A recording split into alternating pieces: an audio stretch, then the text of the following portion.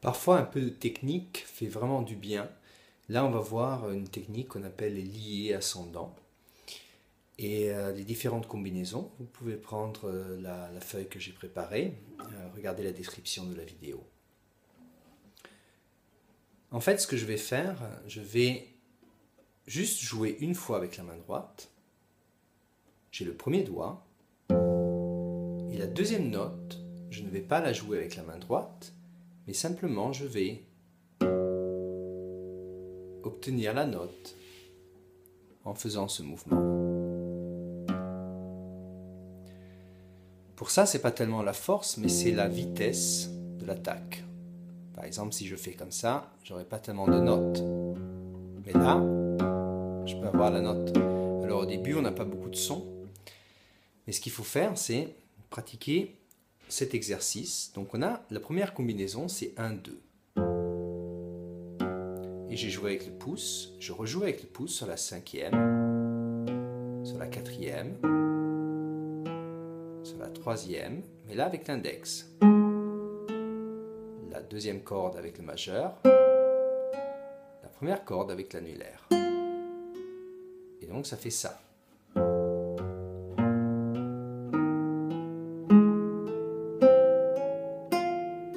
Et je remonte après avec les mêmes doigts de la main droite.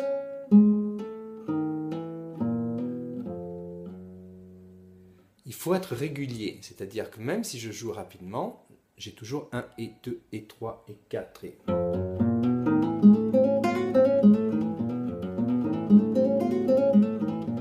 Et je ne fais pas...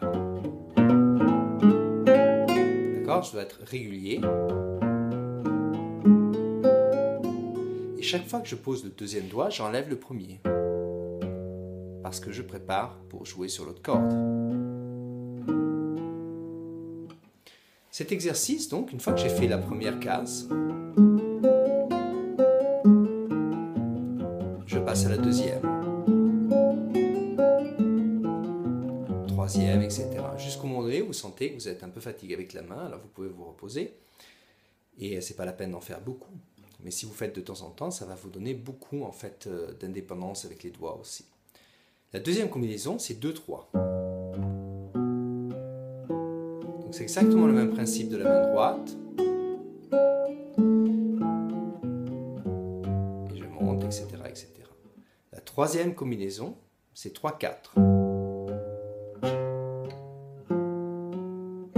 Et là, ça va être beaucoup plus difficile en fait pour le quatrième. Et là, c'est un très bon entraînement. Etc. Ensuite, on a l'autre combinaison, ça va être le premier et troisième.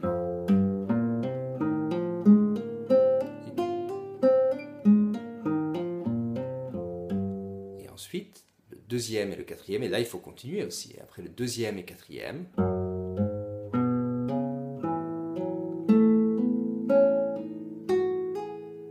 Etc. Et ensuite, le premier et le quatrième.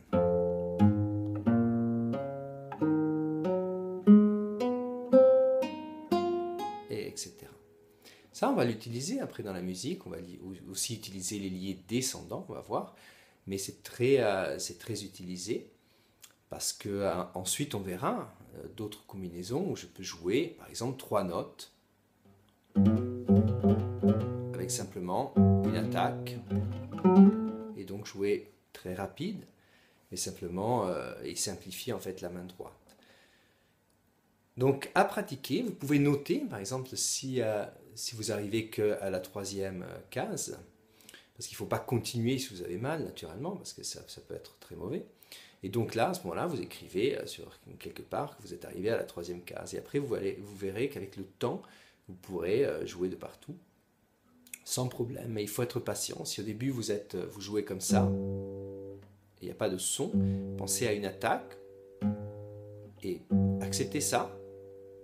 Et puis à un moment donné, vous allez voir que vous pourrez avoir vraiment un très beau son. Alors pratiquez bien ça et bon travail!